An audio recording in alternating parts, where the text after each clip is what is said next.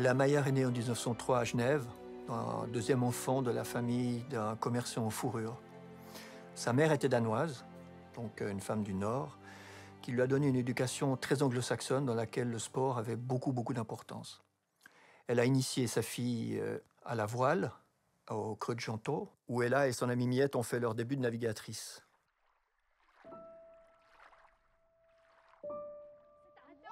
C'est moi. Non, j'ai ramé avant, c'est à moi, c'est à moi, c'est moi, c'est à moi, c'est moi, c'est moi, c'est moi.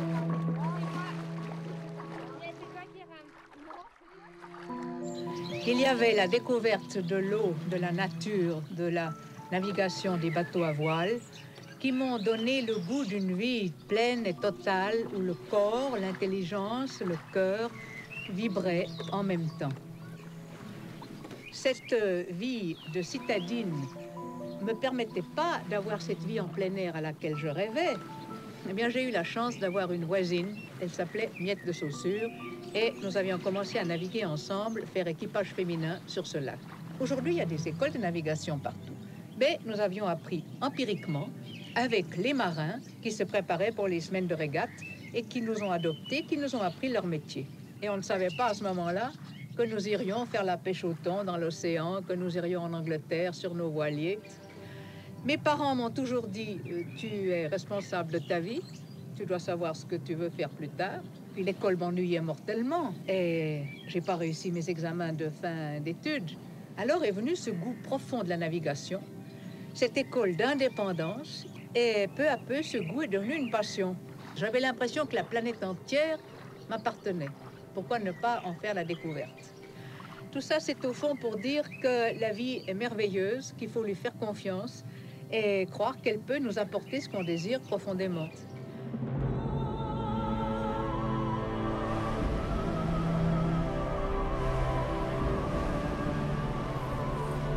C'est vraiment la navigation qui lui a fait connaître le monde, littéralement, concrètement, parce que ayant passé son enfance à pratiquer beaucoup le bateau au Creux de Gentot, elle a peu à peu, cherchant un sens à sa vie, était de plus en plus portée à vouloir devenir navigatrice. J'avais une enfance très faible sur le plan physique et le sport m'a sauvée, m'a donné de la force. La Maillard a formé à 16 ans une équipe de hockey sur terre à Champel. Pour autant, elle a continué le ski. Elle a fait partie de l'équipe suisse de ski. Elle a également pratiqué la montagne. Elle caressait le projet de devenir guide de haute montagne. Malheureusement, le club alpin suisse n'acceptait pas les femmes. Donc c'était vraiment une voie sportive importante.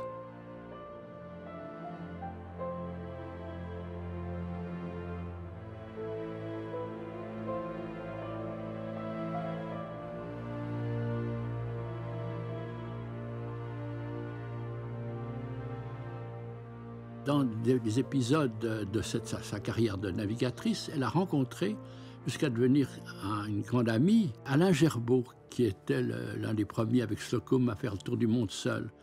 Et cette amitié a joué un très grand rôle à tout point de vue, aussi bien pour trouver plus tard un éditeur pour Ella que pour rêver du monde. Bien, la grande navigation a commencé quand nous avons voulu imiter Alain Gerbaud. Nous l'avions rencontré à Nice, avant son grand départ pour sa traversée de l'Atlantique. Il faut dire, pour ceux qui ne se rappellent pas qui est Gerbaud, il a traversé l'Atlantique en solitaire, il est allé en Pacifique et il est arrivé en 1923 à New York. Et nous sommes dit, si lui tout seul arrive à New York, ben nous, avec à deux, on arrivera aussi avec un bon bateau. Alain Gerbaud part dans les mers du Sud et Miette de Saussure et la Maillard décident de le rejoindre. Alors on s'est préparé pendant longtemps. Miette avait à ce moment-là acheté un très beau bateau, un pilote du Havre, qu'on a transformé en ketch pour pouvoir plus facilement manier les voiles. Et nous avions de la nourriture à bord pour 9 mois de traversée, de navigation, donnée par des fabriques de France. Le projet était de partir loin, sans forcément de ticket de retour, et de partir loin dans les mers du Sud, rejoindre Alain Gerbaud et partir à l'exploration et l'aventure. Elles partent et à peine la Manche traversée, à la première étape, Miette de Saussure s'aperçoit qu'elle est enceinte. Donc retour à la case départ et là, Ella Meyer doit abandonner tous ses projets de mère. Elle se rend à Berlin en 1929. Elle fait la connaissance notamment d'émigrés russes qui commencent à s'intéresser à la Russie. Elle fait la connaissance de la veuve de Jack London. Et cette veuve de Jack London lui donnera $50 qui lui permettront de partir. Et de ce moment-là, c'est une rupture dans la vie d'Ella Meyer parce que de la mer, elle passe à la terre. À Moscou, elle loge chez la comtesse Tolstoï, dont elle avait l'adresse par Charmian London. Et vivant comme une Russe, elle fait du sport, dans un club d'aviron notamment. Et puis, elle s'intègre au milieu du cinéma. Grâce à Soyouf Kino, elle fait la connaissance de Dziga Vertov, elle fait connaissance de Eisenstein et surtout de Pudovkin. Pudovkin était célèbre pour avoir tourné en 1926 le film La mer et il tournait La vie est belle. Pudovkin va jouer un rôle important dans cette période de sa vie, et notamment en lui fournissant des extraits négatifs de films pour qu'elle puisse continuer à photographier, et notamment lorsqu'elle va se rendre dans le Caucase. Ella Meyer écrit Parmi la jeunesse russe, qui est son premier livre, qui est publié chez Fasquelle à Paris.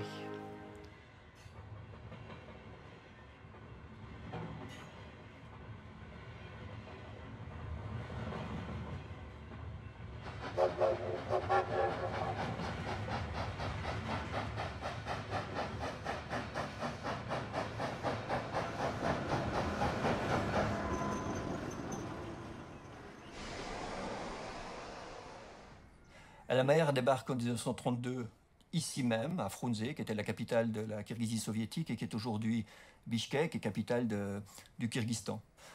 Elle a fait des jours et des jours de voyage assez difficiles à ce moment dans les trains. Et puis elle débarque à Bishkek, donc en 1932. En s'éloignant de la gare, elle réussit à prendre des photographies qui témoignent de l'époque soviétique, et notamment des prisonniers nationalistes qui sont groupés sur le quai en attendant d'être déportés, ainsi que des scènes de la vie locale. C'est la découverte de l'Asie centrale, c'est le début de son premier grand voyage.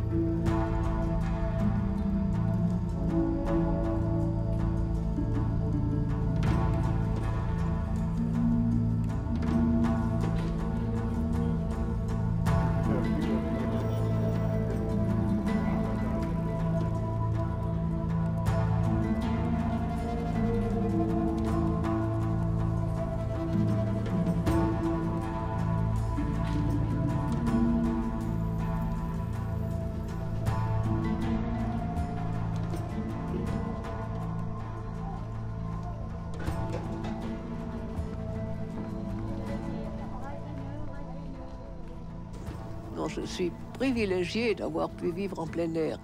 Et je crois que c'est dans les Monts Célestes au Sable Rouge où pour la première fois j'ai eu ce sentiment formidable. Notre camion qui nous amenait de Frunze jusqu'au lac Issyk-Kul avait une panne. Les camions russes, vous savez, quand ils ont une panne, ça ne se répare pas tout de suite. Ce qui fait qu'au coucher du soleil, on était en plein bled, à mi-chemin entre Frunze et le lac Issyk-Kul, et on a dormi à 200 mètres au bord de la route, à même le sol. On n'a pas dressé des tentes. Eh bien, il y a eu une tempête pendant la nuit. Vous savez, une tempête en Asie centrale, c'est un peu comme en mer. Et on avait juste nos sacs de couchage. Je me suis sentie, donc, à même le sol de l'Asie centrale et roulée par un grand vent de steppe asiatique, où j'ai senti ce contact avec la terre immense, l'Eurasie. L'Europe est une petite presqu'île dans une Asie immense. Et c'est affreux d'employer des mots qu'on fait partie du cosmos. J'étais 3 fois rien, j'étais un grain de sable pensant. Eh bien, il y a des endroits où on a encore au bord de la mer. Vous avez dormi au bord de la mer sur une plage quand la mer déferle. C'est très facile de faire abstraction de tous nos problèmes mentaux et d'arriver à l'intuition de la haute partie de nous-mêmes et de voir qu'il y a une vie totale et pleine qui est là.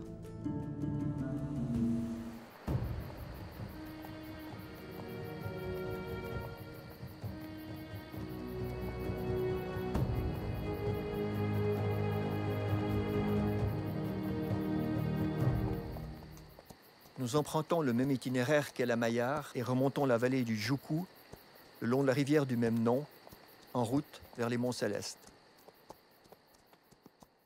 Ensuite, l'expédition, donc Ella Maillard et les 4 scientifiques russes qu'elle accompagnait, se sont rendus à Akshirak, qui est à environ une centaine de kilomètres, et puis de là, ils sont montés au Djengart.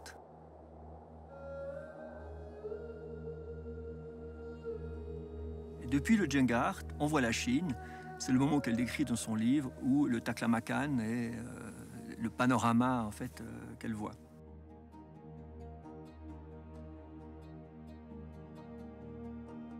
Ensuite, toute l'expédition redescend jusqu'à Karakol, qui est un long chemin, et passe Karakol jusqu'à Almaty, donc au Kazakhstan. Et là, elle vend les chevaux, et puis elle se sépare de ses compagnons russes, et puis elle continue seule le chemin. Elle part Tachkent, Samarkand, et ensuite elle traverse le désert des Sables Rouges jusqu'à la mer d'Aral. Elle en écrira un très beau livre, Des Monts Célestes aux Sables Rouges. Alors, à Samarcande, un matin, Ella Maillard dormait. Elle m'a raconté avoir entendu des chevaux et une certaine agitation. Du coup, elle a pris son appareil de photographie. Elle est descendue. Et là, elle a vu une scène de procès. Elle prend son appareil, elle photographie cette scène qui est totalement inédite. Et elle en a fait là une des scènes les plus exceptionnelles certainement de sa vie de photographe. Un matin, je vois des chevaux qui arrivent dans cette cour superbe, avec des hommes armés qui se mettent dans les postes d'entrée. Et puis on amène des chaises, et puis on amène des cordages, et puis on amène une table, et puis le buste de Lénine que vous voyez là. Et moi, j'étais là avec un Leica. C'était interdit de photographier la plupart du temps. Moi, j'avais une frousse épouvantable de perdre mon gagne-pain, qui était mon appareil. Et montrant mon appareil, j'ai dit, est-ce que vous me permettez de photographier? Ils ont dit, mais bien sûr. Naturellement, dès que la condamnation à mort a eu lieu, moi, je me suis reculé discrètement en me disant, j'en ai vu assez. Mais c'était il n'y avait pas de choix, il fallait prendre le risque.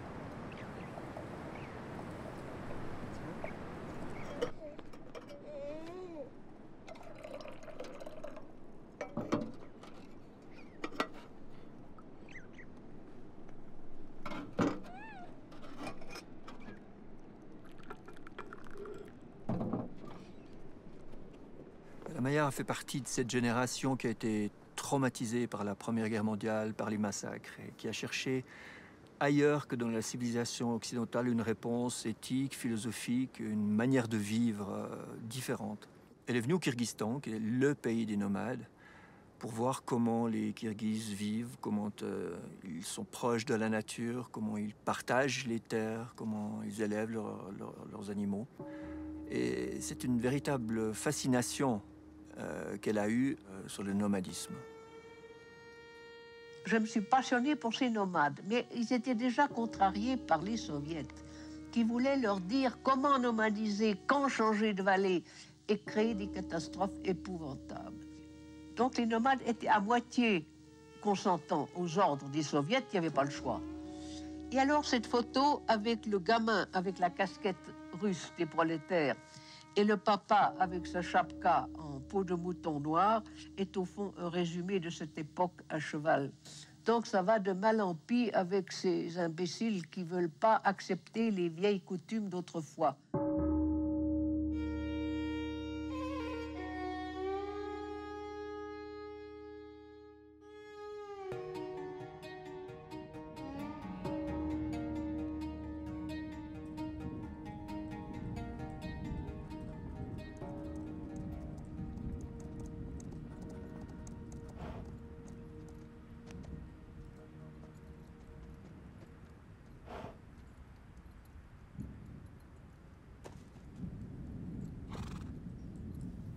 La Maillard a séjourné dans cette station, qui est une ancienne station météo que les Russes avaient construite, qui est aujourd'hui en ruine, et qui est sur un plateau à près de 4000 mètres. Elle y a séjourné avec ses 4 compagnons russes. D'ici, Ella Maillard a gravi le Saritor, qui est la montagne qui fait face à la station météo. Elle y est allée avec un matériel bricolé, ses skis notamment, avec du cuivre, des fils de fer. Elle y est allée seule, ce qui était un véritable exploit. Donc elle est redescendue à ski, elle en a fait un certain nombre de photographies qui prouvent qu'elle a réellement été au Saritor.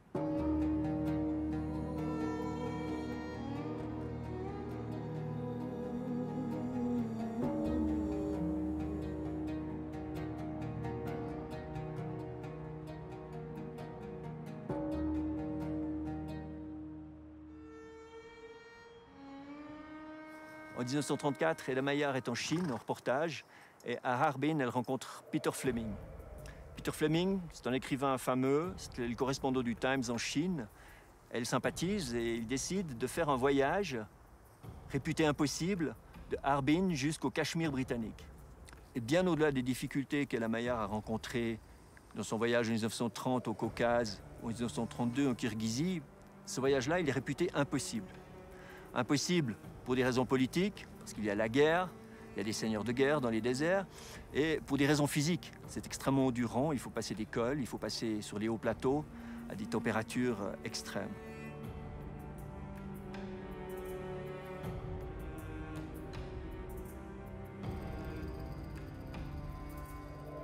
Ils font le même voyage, mais le vivent très différemment. C'est intéressant de lire parallèlement le livre qu'Ella Maillard a écrit en rentrant, Oasis interdite, et le livre que Peter Fleming a publié en rentrant, Courrier de Tartarie, qui va devenir un best-seller.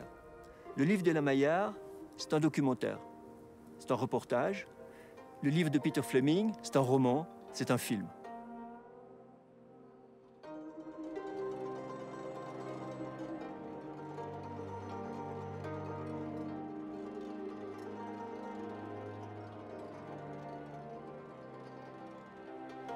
Ella Maillard, elle, se plonge dans l'immensité, commence à trouver des formules qui justifient son existence sur Terre, alors que Peter Fleming commence à regarder sa montre parce que, dit Ella Maillard, qui a beaucoup d'humour, il a peur de rater l'ouverture de la chasse aux perdrix en Écosse. Tous les deux voyagent 7 mois avant d'arriver au Cachemire britannique. Avec mon ami anglais Peter Fleming, nous partons de Pékin avec l'idée de traverser toute l'Asie centrale et aller voir ce qui se passe au Turkestan chinois où il y avait une république autonome de Chinois musulmans.